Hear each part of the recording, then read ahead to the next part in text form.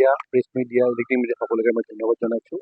আজিৰ পৰা নৃপেন্দ্ৰ নাৰায়ণ সিংহ memorial football টুৰ্ণামেণ্টৰ শুভাৰম্ভণি হৈছে আৰু এই শুভাৰম্ভণিত আমি আজি খুব ভাল খেল এখন প্ৰদৰ্শন কৰিবলৈ দেখা পাইছোঁ। আৰু মৰিগাঁও ভাৰ্চেছ আমাৰ যোৰহাট, মৰিগাঁৱৰ সঁচাকৈ ভাল দুজন ছোৱালী বহুত ভাল খেলি আছে।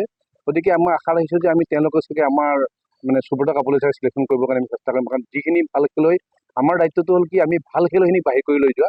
গতিকে আমি যিমান পাৰোঁ গোটেই অসমৰ গোটেই ভাল ভাল খেলুৱৈখিনিক বাহিৰ কৰি এটা ভাল টিম গঠন কৰি অসমৰ হৈ সুব্ৰত কাপুৰলৈ পঠিওৱা। গতিকে আশা ৰাখিছোঁ ভাল খেল দেখুৱাওঁ আৰু অসমে যে ভাল মানে নাম কৰিব পাৰে সুব্ৰত কাপুৰক গৈ পেলাই, সেইটো আশা ৰাখিছোঁ।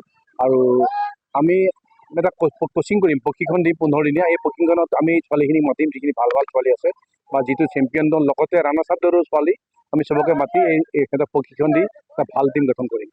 কেতিয়াৰ পৰা প্ৰশিক্ষণৰ কাম? আমাৰ 3-4 তাৰিখমানৰ পৰা কৰিম, কাৰণ আমাৰ 1 তাৰিখে 31 তাৰিখলৈকে আমাৰ ইয়াত আহি আছে। তাৰ গুৱাহাটীত দ্ৰোণৰ আপোনাৰ ফুটবল টুৰ্ণামেণ্ট অলৰেডি 1 তাৰিখৰ পৰা আৰম্ভ হ'ব। গতিকে আমি 3-4 তাৰিখমানৰ পৰা আমি প্ৰশিক্ষণটো সোনকালে আৰম্ভ কৰিম। ইতিমধ্যে আজি কিমানখন খেল আৰম্ভ হৈছে? কেইখন ষ্টেডিয়াম? আমি 4খন ফিল্ডত খেল আৰম্ভ কৰিছোঁ। 4খনত আমাৰ ইতিমধ্যে আমাৰ 16খনমান খেল কমপ্লিট হ'ল আজি। কিমানখন?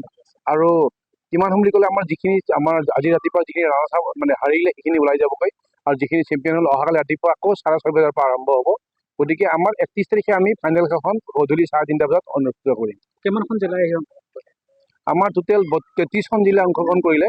35খনৰ আমাৰ চৰাইদেউ অংশগ্ৰহণ কৰিব পৰা নাই, তেওঁলোকৰ বানপানীৰ কাৰণে বহুতখিনি ছোৱালীৰ অসুবিধা হ'ল।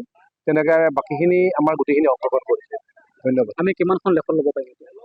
আমি 33খন জিলা আমি লেখত ল'ব পাৰিম। আৰু আমাৰ 33খনৰে আমি বেছিভাগৰ যিখিনিতো হাৰি যাব, তাৰ উপৰি আমি যিখিনি ভাল ভাল ছোৱালী একেবাৰে খুব ভাল প্ৰদৰ্শন কৰিছে, আমি তেওঁলোকক কেম্পলৈ মাতাৰ ব্যৱস্থা কৰিম এইবাৰ। ধন্যবাদ।